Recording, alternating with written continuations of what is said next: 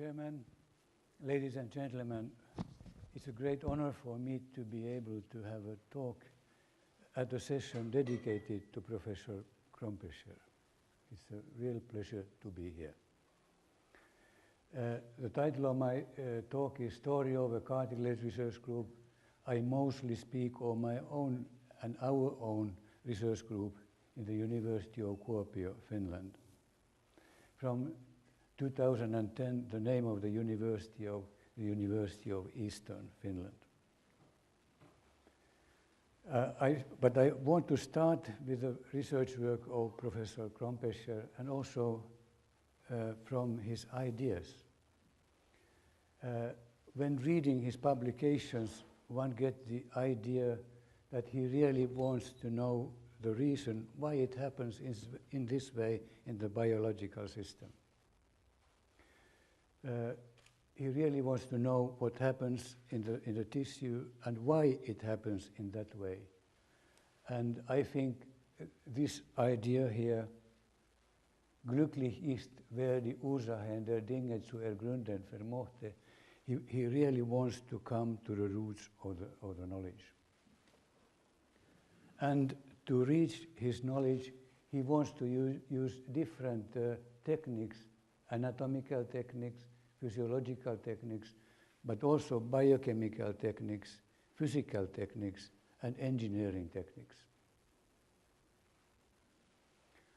His research interests were epigenetic factors in differentiation of tissues, especially bone and cartilage. And these epigenetic factors here, they are mechanical factors, movement and pressure, and how that affects the metabolism and properties of tissues. He had the idea, and a good idea, that hypoxia and anoxia, they favor the development of cartilage, so that there is mucopolysaccharide synthesis in these tissues under these conditions. Nowadays we would say synthesis of Glycosaminoglycans. And while there is euoxia, there is aerobic conditions, we have then normal metabolic system. This conditions favors the support and development of bone. As regards cartilage research, he was very interested how the granulation tissue, how it behaved under loading and stress. Das gefäßreiche Granulationsgewebe unter der Einwirkung des Druckes sich zu Knorpel differenziert, denkt. Der konzentrierte Druck an einer umschriebenen Stelle zu einer Gefäßkompression führt. Durch den Druck entstandene Hypoxie entstehen lokale hypoxybiotische Verhältnisse. Diese führen zur Ausbildung eines gefäßlosen Knorpelgewebes. Much work was done to prove that this is the truth. The belief that mechanical stresses influence the process of endochondral growth and ossification was not new. Already from 1860s, we have the Hütter-Volkmann law, according to which cartilage growth is inhibited by compressive forces and accelerated by tensile forces. This basic premise appeared to be consistent with the results of many experimental studies. In the group of Professor Krompecher, sophisticated biochemical, biophysical, and microscopic techniques were utilized to study the loading effects on granulation tissue in dogs. For example, here in the paper of Kitlik, Hadasi, and Olah was stated that the granulation tissue adhering to joint surface appeared to differentiate into cartilage. With time, an increase of chondroitin 4-sulfate, 6-sulfate, and keratan sulfate could be observed in the tissue covering the articular cartilage. And in the paper of Hadasi and Varga was stated when capillaries regress on account of joint loading, an oxygen deficient state can be supposed to take place in the cartilage surface. However, areas of differing oxygen and glucose supply may be formed owing to local differences, mainly due to the extent of vascularization and degree of regeneration of the subchondral bone layer. But not only the granulation tissue was studied, also the mature cartilage was exposed to unloading and Debrecen studies on dogs. After osteotomy of the tibia, the unloaded knee joint cartilage contained less hexosamine, less galactosamine, and less glucosamine than the contralateral load-bearing knee articular cartilage. It was thus concluded that loss of joint function caused marked reduction of the glycosaminoglycan content of the articular cartilage. And also, after osteotomy, articular cartilage of the load-bearing joint showed increase of hexosamine and elevation of glucosamine content. And now it was suggested that increased weight-bearing leads to an accumulation of keratan sulfate and an acceleration of aging process in cartilage. The collagen amount in the tissue did not alter. These papers of Kostansky and Ola, they stimulated us very much in the end of 1970s because we were only starting our work at that time. We came into contact with the Debrecen researchers in 1983 when Professor Modish arranged symposium of the European Society of Osteoarthrology. We started to exchange letters and gradually we became friends, and we were thinking that maybe we could do some cooperation with each other. Professor Modish was and is excellent histochemist of the connective tissue and excellent person in using the polarized light microscope. On the other hand, Professor Hadhazi, he taught us how to isolate chondrocytes and how to cultivate them. I think that they are now speaking of cartilage, apparently, and the extracellular matrix. By the way, this picture was taken on the shores of Balaton on the biological station over there. So we became friends.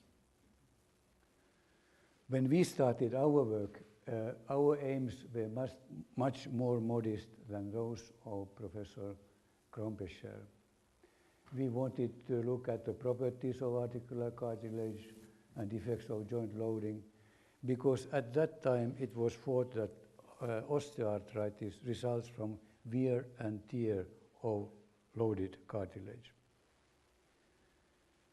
New methods appeared, and also the computers came to the laboratories. So we wanted to develop quantitative techniques, if possible, for microscopy, for biochemistry, and for biomechanics. And our humble hope was also to find new tools to help clinical practice and patients. When my period ended last year in our research group, I compiled all the thesis works which were produced during those 35 years. And yes, 40 PhD theses were accomplished. And actually, those the summaries of these thesis works and the bibliographic data, they appear in internet. So here are some titles which describe the thesis works in our group. So here we have microspectrophotometry quantitation of cartilage glycosaminoglycans. We have gene expression profiles of chondrocytic cells. We have a quantitative magnetic resonance imaging of articular cartilage, especially of glycosaminoglycans and collagen. We have ultrasound characterization of articular cartilage properties. We have infrared spectroscopic characterization of articular cartilage, and again, mostly of glycosaminoglycans and collagen. We studied biomechanical properties of articular cartilage, and the physicist designed finite element modeling of cartilage. In addition, an indentation technique was developed for arthroscopic measurement of cartilage stiffness, and autologous chondrocyte transplantation for cartilage repair were tried. So these are some of those titles and the projects that were accomplished during these years. In the next, I will describe mostly those projects which were accomplished with the Debrecen people and which were accomplished in the spirit of Professor Krompescher, I mean unloading and loading effects on cartilage. Here we have a nice slide of or section of articular cartilage that is stained by cationic safranin O. And yes, by the help of Professor Modis here, we could apply selected cationic dyes for the semi-quantitative estimation of glycosaminoglycans in histological sections by microspectrophotometry. Here we have the fixed charge density, the negative groups in the articular cartilage from surface to deep cartilage. So this is the fixed charge density curve.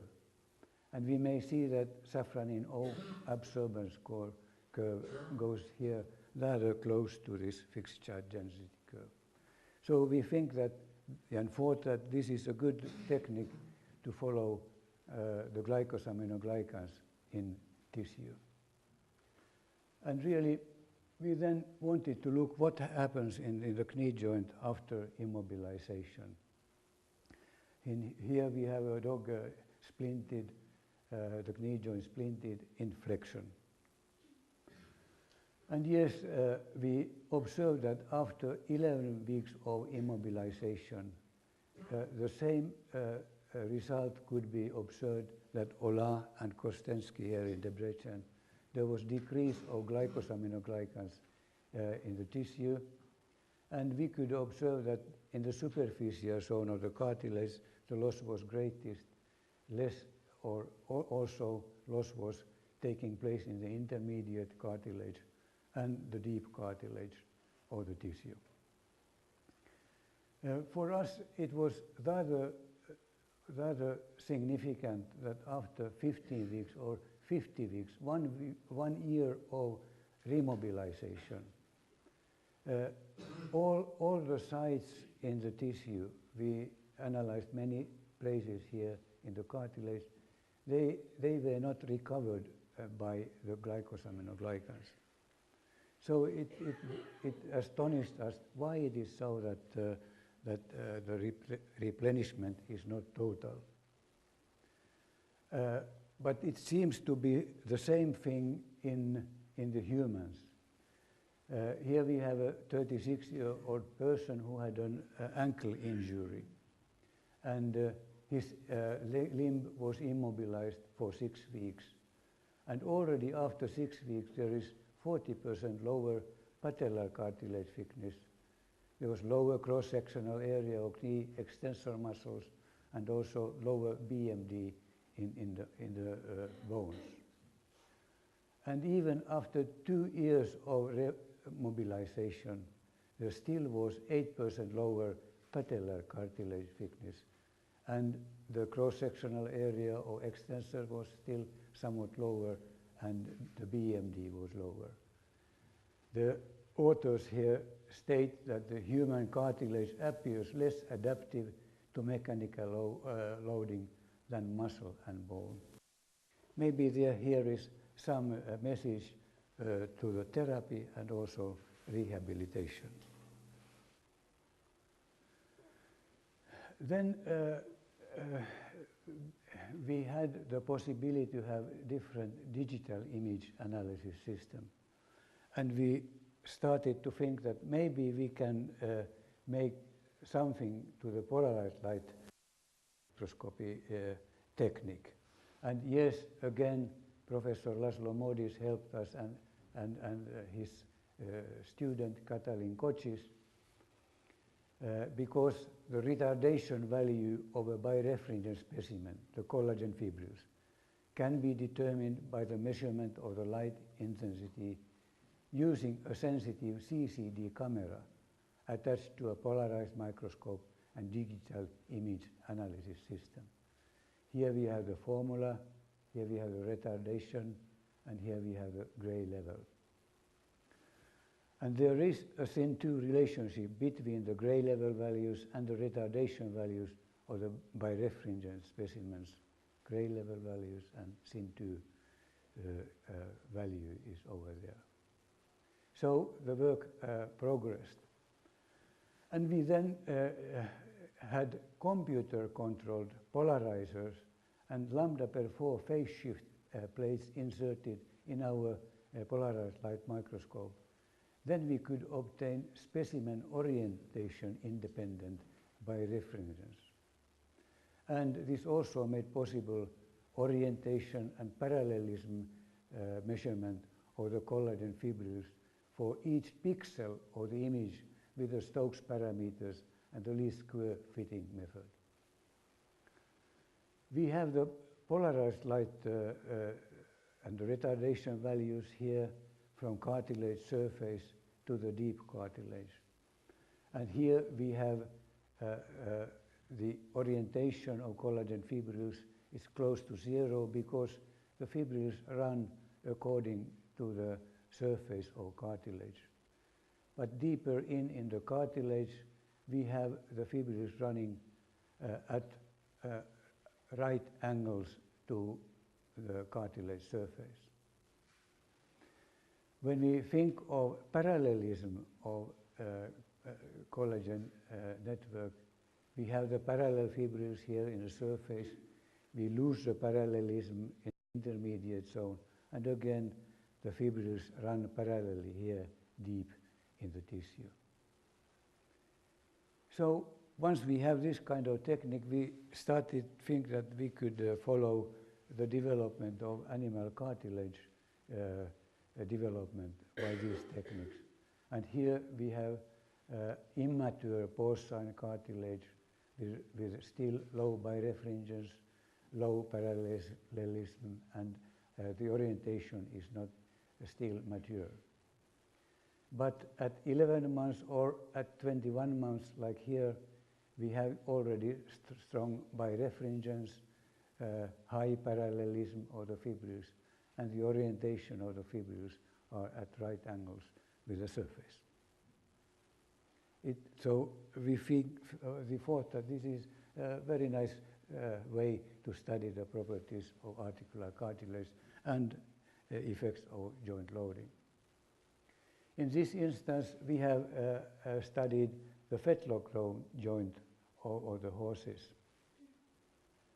And we wanted to focus our attention in this area of the joint where the joint is exposed to greatest pressure. So it is during gallop and jumping, these areas are under pressure. And if we think of glycosaminoglycans first, we see that this site 1 is dominating here in the beginning. It means this site has more glycosaminoglycans through the cartilage depth. But the situation is altered already at 18 months of age of the animal, or the horse, and the same is true in adult horses. So this area is regularly stressed area in the joint. This is only in extreme positions. When we think of the collagen parallelism here in the joint, we may see that the site 2 was first dominating in the newborn animals. But there is some internal reorganization in the cartilage already observable at 18 months of age. And yes, in the adult animals, the parallelism was higher here in site 1 in comparison to site 2. So we thought that this is a nice way to follow the development of cartilage, although it takes much time. So we also wanted to know what happens in the articular cartilage when it's normally loaded. And we let the beagles run on treadmill first 4 kilometers per day for 15 weeks, later 20 kilometers per day for 15 weeks, 5 days a week, and ultimately 40 kilometers per day for 15 weeks. The velocity was not high, it was only 5 kilometers per hour, and there were rest periods and the time for feeding of the animals. Yes, the light exercise clearly increased glycosaminoglycans in the tissue, while the heavier loading, it had untoward effects on cartilage, especially in the superficial cartilage. The same was true in here, and and in most places that were studied from these specimens. And not only the glycosaminoglycan concentration was deteriorated, it appeared also that the superficial zone collagen fibrils, they were suffering from this kind of treatment. Here we have the retardation values, and the values are here depicted ratios between the mean values of the runners and controls. And we see that the figures are always under 1. It means that in the runners, the polarized light gives lesser signal than in the control animals. And when we think of competitive sportsmen, we clearly know that soccer players and rugby players, they certainly have in some stage of their lives more osteoarthritis in the knee than persons who play golf or who make recreational swimming.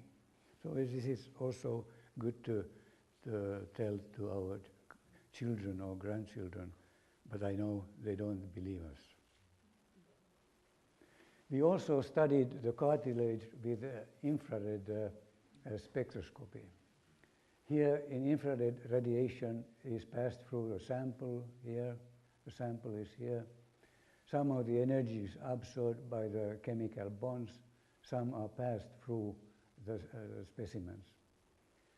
The spectrum represents the molecular absorption and transmission. Here we have the spectrum. And this spectrum is unique for every molecular structure, so it's a chemical fingerprint. So we have, graph, we have specific peaks for the collagen and for the glycosaminoglycans or proteoglycans. And in this instance, we have again checked the porcine cartilage. We have the quantity of collagen here in the immature cartilage, and we have much more collagen in the mature cartilage at the age of 11 and 21 months. So thinking then articular cartilage research in future, how to manage. I think we need to take the lesson from Professor Krompecher and maybe from our group too, because we not only need medical doctors, but we need cell biologists, molecular biologists, physicists, veterinarians, mathematicians, statisticians, and so on. We need a good medical center with up-to-date equipment, solid source of resources, and not too great hurry to publish results. I know that this is difficult. But we need to make longitudinal experiments because these are very important in biology and in medicine.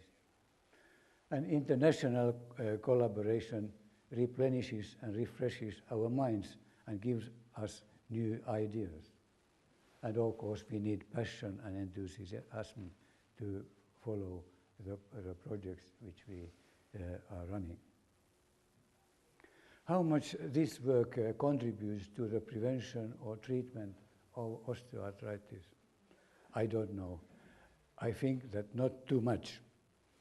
There is occupational activity and physical activity here, but the epidemiologists have shown that the elimination of obesity would lead to prevention of 25 to 50% of cases of OA adults.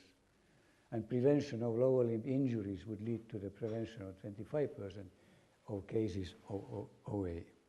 So more than half of the cases of OA in the society could be prevented in principle. But is it, however, elevated loading that gives rise to more knee OA here when the body mass index is increased?